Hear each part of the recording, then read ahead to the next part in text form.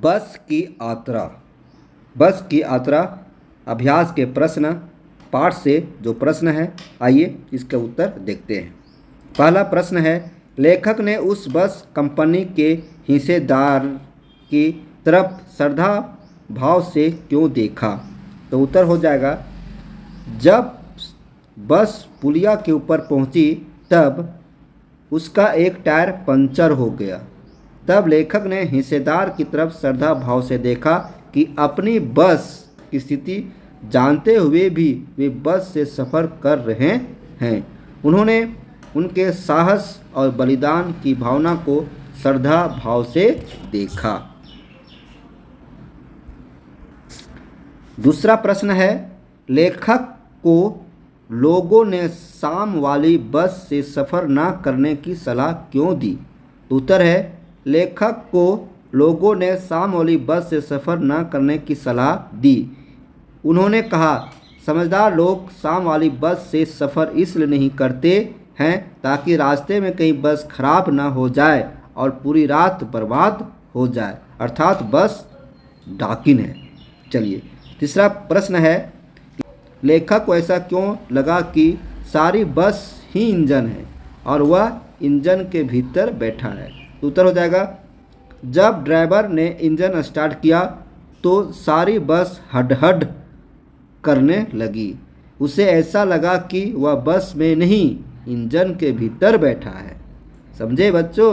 आइए प्रश्न संख्या चौथा है, लेखक को तब हैरानी क्यों हुई जब कंपनी के हिस्सेदार ने बताया कि बस अभी अपने आप चलेगी? उत्तर, लेखक ने जब बस के बारे में जानकारी ली कि क्या यह बस चलती है, तब हिस्सेदार ने बताया, चलती क्यों नहीं जी, अभी चलेगी, अपने आप चलेगी। अब लेखक को हैरानी हुई कि क्या बस अपने आप चलती है। आइए पांचवा प्रश्न देखिए, लेखक हर पेड़ को अपना दुश्मन क्यों समझ रहा था? लेखक हर पेड़ को अपना दुश्मन क्यों समझ रहा था? तो बच्चों उत्तर देखिए, लेखक को डर लग रहा था कि यह बस किसी पेड़ से टकरा ना जाए, इसलिए वह हर पेड़ को दुश्मन समझ रहा था जो दुर्घटना में जान ही ले लेगा। अब प्यारे बच्चों, अब देखेंगे पाठ से आगे का प्रश्न। देखिए पाठ से आगे का प्रश्न क्या है।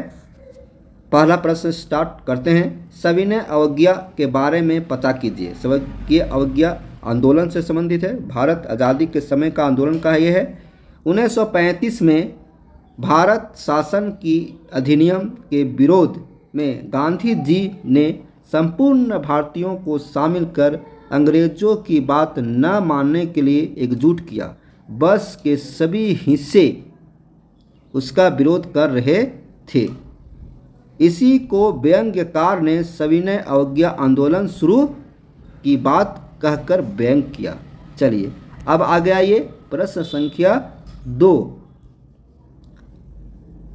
आपने यात्रा अवश्य की होगी, अपनी किसी यात्रा के खट्टे मीठे अनुभव लिखिए। आप बस से यात्रा किए हैं, जरूर किए होंगे, मौसी घर गए होंगे, मामा घर गए होंगे और कहीं गए होंगे।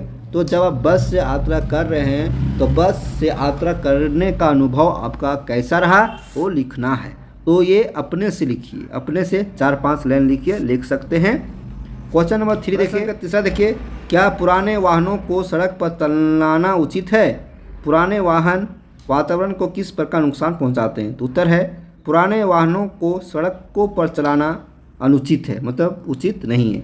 सरकार ने भी इस पर प्रतिबंध लगा दिया है। पुराने वाहन से धुआं निकलता है, उससे वायु प्रदूषण होता है। पुराने वाहन आवाज़ करते हैं जिससे ध्वनि प्रदूषण बढ़ता है। ये वातावरण को प्रदूषित कर नुकसान पहुंचाते हैं। अब देखेंगे अनुमान और कल्पना के प्रश्न, इसमें भी 2 प्रश्न है। आइए पहला है, यदि बस बोल सकती तो वह अपनी बुरी हालत और भारी बोझ के कष्ट को किन शब्दों में व्यक्त करती?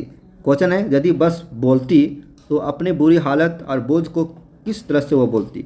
तो उत्तर लिखिए, बस चिक चिक कर कहती, मेरी बॉडी बनवाओ, खिड़की में शीशे डलवाओ, इंजन की सर्विसिंग करा दो, सवारी इतनी ठूस ठूस के ना बिठाओ और टायर को नया लगा दो। ऐसी ही बस बोलती, यदि बस बोलती तो। अब दूसरा प्रश्न देखिए, लेखक को बस की यात्रा में हमेशा अपना जीवन संकट में लगा, मगर अंत में उसकी बेताबी और तनाव खत्म हो जाते हैं। बताइए कि लेखक की चिंता क्यों खत्म हो गई जबकि उसकी परिस्थिति में कोई परिवर्तन नहीं हुआ। उत्तर है, लेखक को जीवन जाने का भय सदा यात्रा में लगा रहा। अंत में उसे लगा कि अब पन्ना वह समय पर नहीं पहुंच पाएगी, अतः वह उम्मीदहीन हो गया, उसकी बेताबी तनाव सब खत्म हो गए। तो बच्चों, इस तरह से हम बस की यात्रा को देखें, उसके सभी प्रश्नों के उत्तर देखें। अब आगे अगले वीडियो में हम देखेंगे दूसरे चैप्टर का। तो कैसा लगा आप हमारे कमेंट बॉक्स में लिखेंगे। फिर मिलते हैं नए वीडियो में नए अंदाज के साथ, तब तक हमारे चैनल पर बने रहें। धन्यवाद।